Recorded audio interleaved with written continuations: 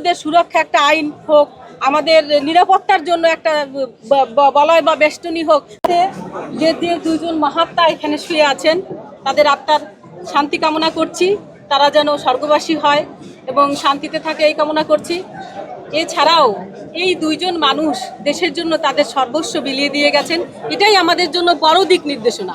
তাদের মতো যেন আমরাও সর্বংসহা হতে পারি, যোদ্ধা হতে পারি, দেশের জন্য নিজেকে আত্মনিবেদিত করতে পারি এবং তাদের পথ ধরেই, তাদের অনুসরণ করেই যেন আমাদের পথ চলাটা শুরু এবং শেষ হয়।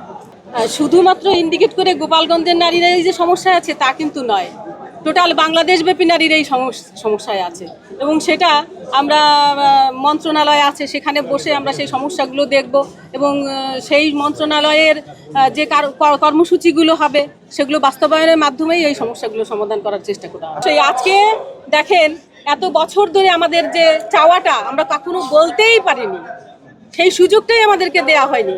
আমরা লাঞ্ছিত হয়েছি, বঞ্চিত হয়েছি, কিন্তু আজকে জাতীয়তাবাদী দল আজকে আমাদেরকে এই পর্যন্ত এনে মতুয়াদের সংসদে প্রতিষ্ঠিত করেছে। আমি ব্যক্তি সুবর্ণা ঠাকুর প্রতিষ্ঠিত হইনি, মতুয়ারা এবং সনাতনীরা আজকে এই সংসদে যে প্রতিনিধিত্ব করার সুযোগ পেয়েছে।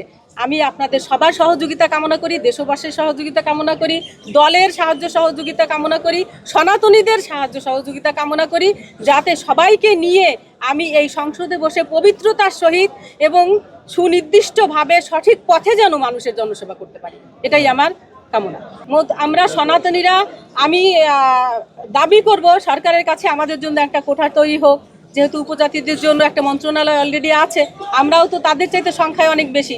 আমাদের চাহিদা আমাদের চাকরির ক্ষেত্রে, ধর্ম, তারপরে হিন্দুদের সুরক্ষা একটা আইন হোক, আমাদের নিরাপত্তার জন্য একটা বলয় বা বেষ্টনী হোক, যেখানে আমরা নিশ্চিন্তে ঘুমাতে পারবো যে না, আমাদের অভিভাবক আছে, আমরা নিশ্চিন্তে থাকতে পারবো, আমাদের নিরাপত্তা আছে, আমরা নিরাপত্তাহীনতায় আর ভুগতে চাই না। এক্সিলেন্ট, যেটা আমরা এক তারেক রহমানকে আগে দেখেছি, এখন এই তারেক রহমান নতুন জন্ম নিয়ে এসেছেন। আমি বিশ্বাস করি এই উদ্দীপ্ত প্রাণের মানুষ, তার যে চেতনা, তার এই চেতনা মননশীলতা দিয়ে তিনি বাংলাদেশকে অনেক দূরে এগিয়ে নিয়ে যাবেন, যেটা আমরা কল্পনাও করতে পারি না।